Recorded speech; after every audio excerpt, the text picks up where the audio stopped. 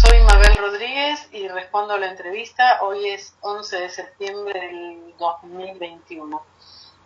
La primera pregunta es: ¿dónde surgió mi interés por la matemática? Bueno, desde que estaba en la escuela primaria y secundaria me era fácil, la matemática me salía, podía resolver lo que me daban sin demasiada complicación. Y en su momento, cuando ya estaba así terminando quinto año, sin saber mucho qué hacer, ni cómo, ni dónde, hice un test vocacional que me dio cualquier cosa menos matemática y decidí ir por matemática, que era como la materia que lejos me había gustado más. En aquel momento yo ni sabía mucho de la existencia o de las diferencias entre las carreras licenciatura en matemática y profesorado en matemática, así que me inscribí medio que a ciegas en la licenciatura en matemática en ciencias exactas de la UBA y así, y así empezó mi interés por la matemática.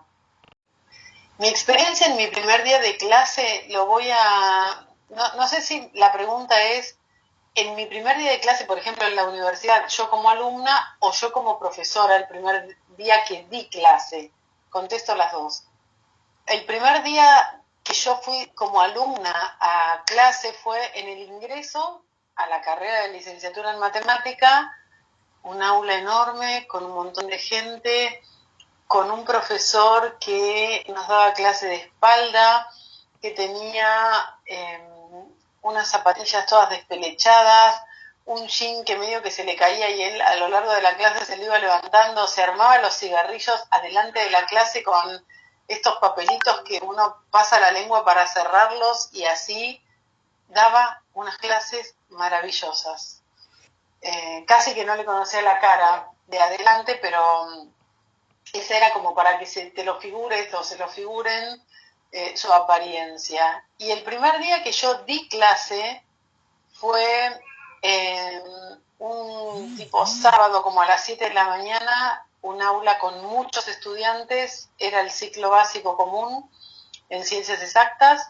Yo era muy chica, estaba a la mitad de la carrera, no tenía idea cómo se daba una clase de matemática y en aquel momento ni siquiera me daba cuenta ni sabía que para dar clase hay algunas cosas que saber más allá que matemática. Así que me paré en el aula, estaba con un compañero que en realidad no sabía siquiera si era compañero o compañera, solamente conocía el apellido.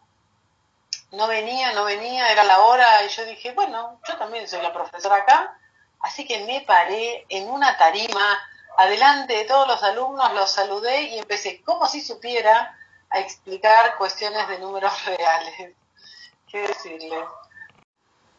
Para desempeñarse adecuadamente en la vida, hay una cuestión sumamente interesante para pensar al respecto de esto, que tiene que ver con lo que algunos autores denominan como alfabetización matemática, donde pone el foco este concepto, o lo que enfatiza, es en que uno como profesor forme a un estudiante de secundaria, lo estoy pensando, para que pueda no solo manejarse con la matemática para tomar decisiones, sino comprender la matemática que a simple vista no se ve detrás de cuestiones que son como comunes a un ciudadano, eh, y en donde la matemática rige y cambia la vida de los sujetos. Ese concepto de alfabetización matemática me parece que es sumamente importante y relevante para la formación de un ciudadano. En la pregunta 4 me dice: ¿usted es de las que opinan que las matemáticas son divertidas? ¿Qué consejo le da a otros docentes de educación básica y media para que esto sea una realidad en las aulas? Yo no sé si opino que las matemáticas son divertidas. Creo que está bueno que la clase de matemáticas sea una clase amena, no sé si divertida, pero una clase amena donde el profesor esté a gusto y los estudiantes estén a gusto.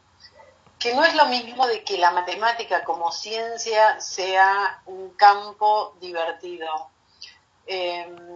Sí diría que está bueno esforzarse por hacer de nuestro trabajo y del tiempo escolar de nuestros alumnos un espacio ameno, un espacio rico en aprendizajes. Y en ese punto, a un profe le diría eso, o sea, si el profe no está disfrutando su enseñanza, disfrutando estar con estudiantes, ahí algo habría que ver o revisar o pensar qué otra cosa se podría hacer.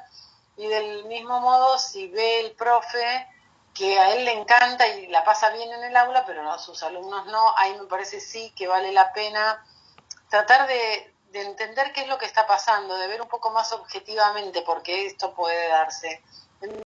¿Qué valor le doy al uso de las TIC en clase de matemática? Le doy valor al uso de las TIC en la vida, o sea, desde mi perspectiva, las nuevas tecnologías están entre nosotros, están instaladas, y negarse a ver eso o a concebir que eso ya pasó, no es que está en mis manos frenarlo o permitir el avance, ya están entre nosotros. El internet, los teléfonos celulares, las computadoras, la conectividad, digo, ya está entre nosotros. Entonces, le doy valor al uso de las nuevas tecnologías en todos los aspectos. En clase de matemática, para aprender matemática, para enseñar matemática y para la vida.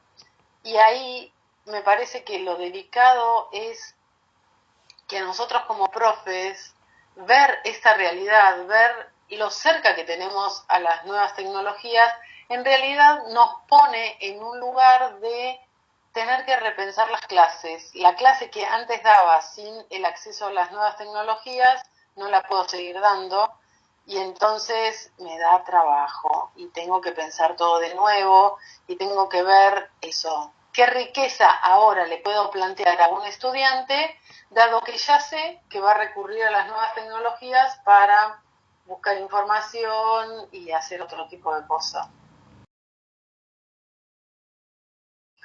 ¿Cuál es la mayor diferencia entre mi experiencia dando clases online y presencial? Bueno, las diferencias son muchas. Tal vez, digo, uno se pierde a veces ver lo que pasa en la globalidad de la clase, ¿no? Porque solamente ve a algunos, al que puede, en los encuentros sincrónicos, al que lo puede ver durante el momento que se está interactuando, y durante los momentos asincrónicos, justamente porque uno no ve los gestos, las caras, digo, las clases, diferencio el online con lo virtual y con lo sincrónico. A ver si explico. Para mí, las clases virtuales pueden ser sincrónicas o asincrónicas. Aparte está lo presencial. Dar clase virtual no es sinónimo de estar en un encuentro sincrónico. Un encuentro sincrónico podría formar parte de una clase virtual y podría haber clases virtuales íntegramente asincrónicas.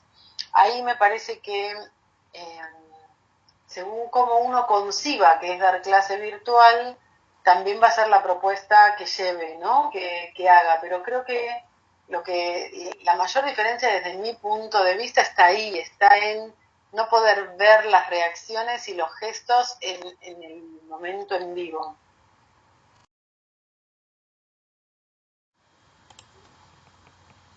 La pregunta 7 me pregunta si cambié mi manera de enseñar matemática a lo largo del tiempo. La respuesta es sin dudas sí, infinitamente.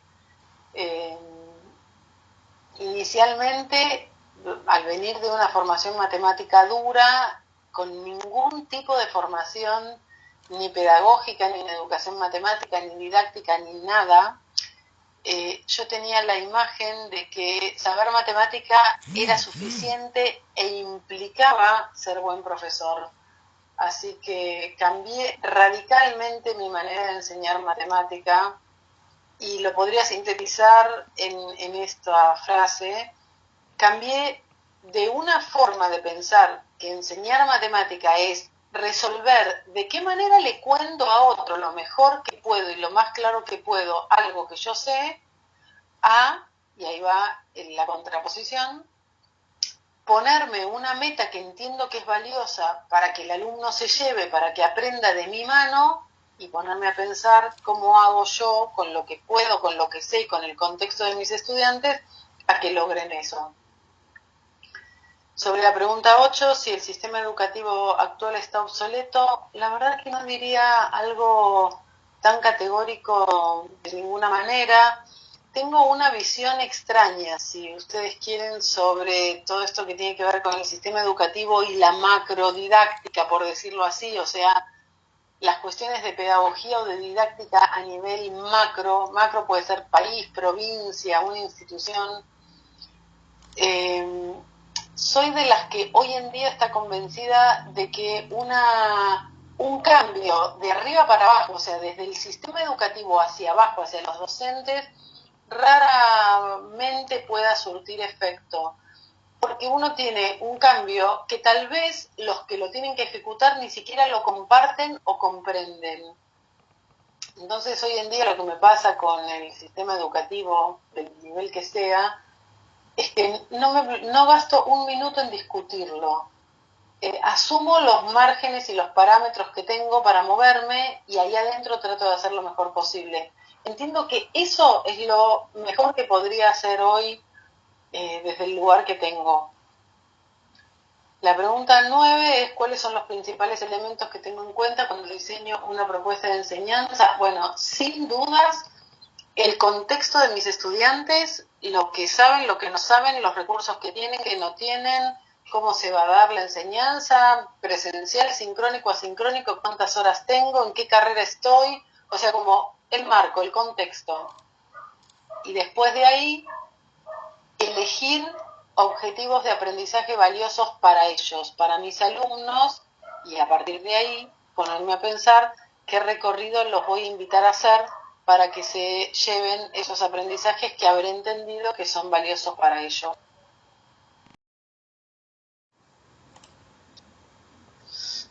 La pregunta 10 me dice, ¿cuáles son las principales estrategias metodológicas que te han dado mejores resultados para enseñar?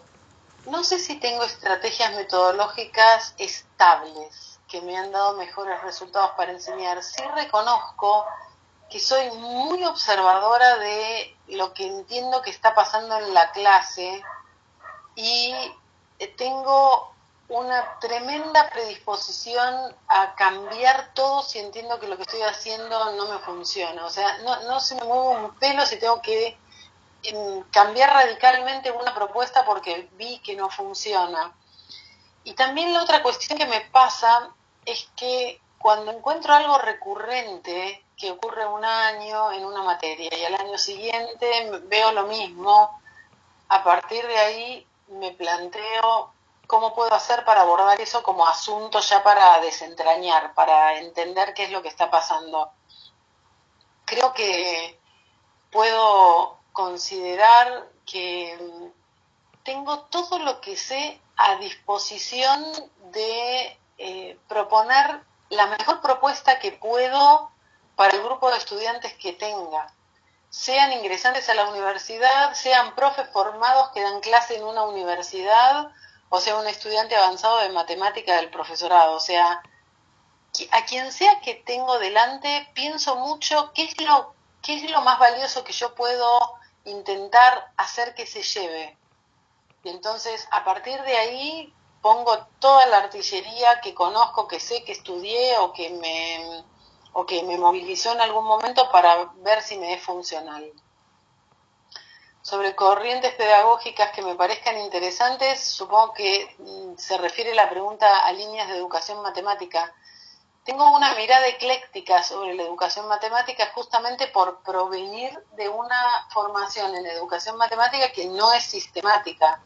Yo no tuve nunca clases de educación matemática, así que la mirada del campo de la educación matemática la tengo construida por mi propio recorrido de leer, no entender, no darme cuenta que estaba leyendo cosas que eran de distintos enfoques teóricos y para mí era todo lo mismo. Entonces, tengo una mirada rara sobre el campo que tal vez sea atípica de las formaciones de hace un tiempo atrás que centralmente enseñaban una línea teórica, casi siempre la teoría de situaciones didácticas, no es claramente mi caso. Y además de eso, como las cuestiones de investigación que abordo en educación matemática, las abordo siempre partiendo de un problema que vi en una clase y que me inquieta y que quiero develar y que quiero entender, salgo a buscar la teoría que entiendo que me sirve, y si no la hay, la construyo, y entonces eso me hace como no quedar atada a una perspectiva teórica y a entender que el campo de la educación matemática me es funcional a mí para entender lo que pasa en el aula, para que yo pueda hacer una mejor propuesta de enseñanza, y entonces yo diría, los enfoques vigentes hoy en día, que son todos constructivistas, me parecen sumamente interesantes y valiosos. Hay algunos que tal vez me sean más cercanos o más afines y otros no tanto, pero nada está descartado de antemano. O sea, todo podría en algún momento serme útil para entender alguna situación que tengo delante, y entonces en ese caso apelaré. El tema es qué tipo de docente me considero a la hora de enseñar. Yo diría inquieta, convencida de lo que hago en general, cambiante, reflexiva sobre lo que veo que me está ocurriendo y cómo me va, y dispuesta a modificar si acaso entendí que algo de lo que estoy haciendo se puede hacer mejor y se puede hacer de otra forma, y bueno, apasionada también por la tarea.